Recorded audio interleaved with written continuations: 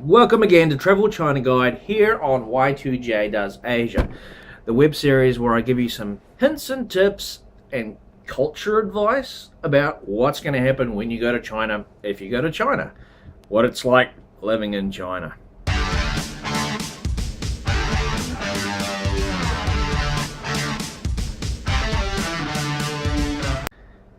In today's episode, we're talking about culture and family relationships. And it's worth talking about this, even though this is not necessarily something that's going to apply to you as a tourist. It's worth understanding the Chinese dynamic. The Chinese dynamic is different from the Western dynamic. At least it's different from what happens here in New Zealand.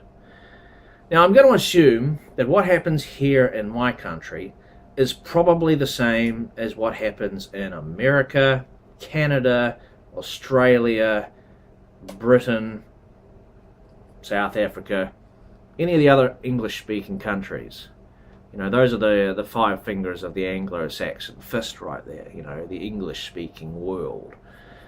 In the English-speaking world, when you get to, your late teens or your early 20s, you move out.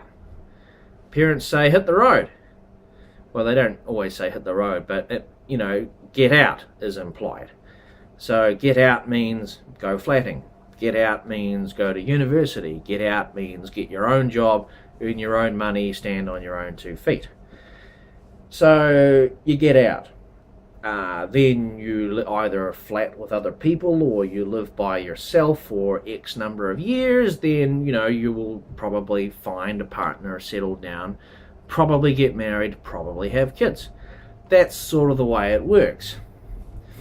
Now, when you are in our country, in our culture, when you get married with kids, you're setting up a life for yourself. You're buying your own house, living away from your parents because your parents told you to get out.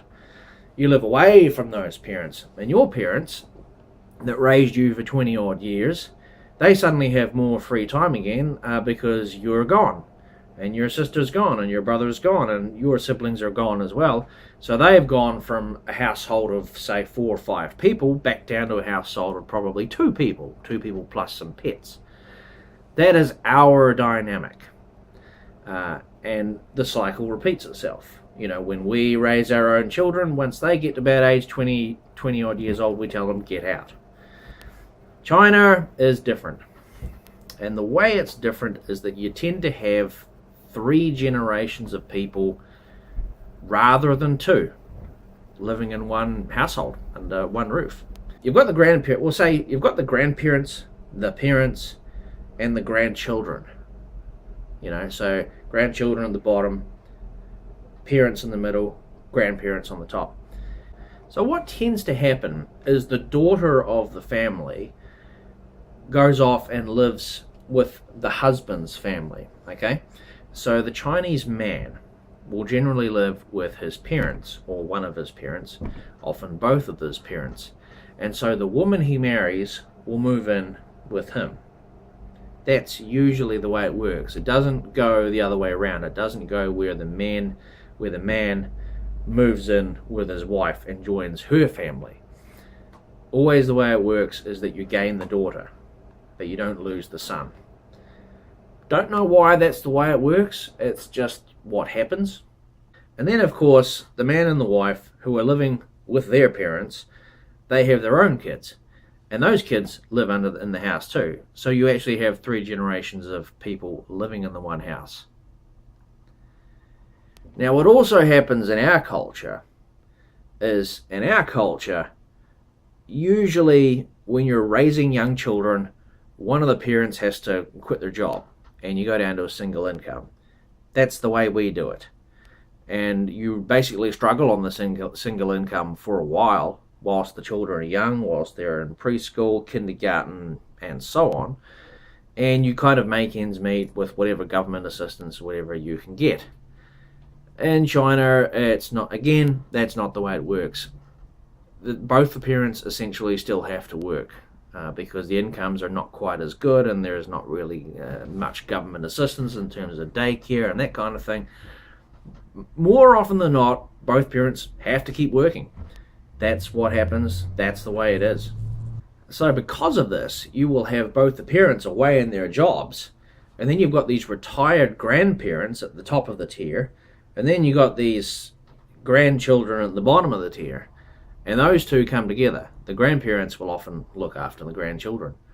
And that's, that is the family dynamic in China, and it is fundamentally different from ours. And because you have 3 generations of people living in one household, that does lead to problems. You will get certain people with differences of opinion, and that can lead to internal conflicts. But it also means that family members have to address each other correctly. They use titles. Think military. Think sergeant, corporal, lieutenant, general, that sort of thing. In Chinese families, you have a title. My title is uncle. I am known as Uncle Jamie to, Coco's niece and nephew. I'm not their real uncle, but I am known. That is my title. I am known as Uncle Jamie. Coco's parents, I call them auntie and uncle. They're not my real auntie and uncle, but that is the title. That is what I'm required and expected to call them. So, Sushu and Ai. I have to call them that. People who are your same age, and who are your equals, they generally, you just call them by their name. So Coco's sisters and her brother, I just call them by their name because we're sort of on the equal level, right? But then again, at work, it's different. In our culture, when you're talking to your manager or your boss at work, you'll probably just call them by their first name. In China, different. You will call them Manager X, where the X is the name. So the person's last name is Li, you call them Manager Li. You don't call them their first name, you use the title, Manager Li.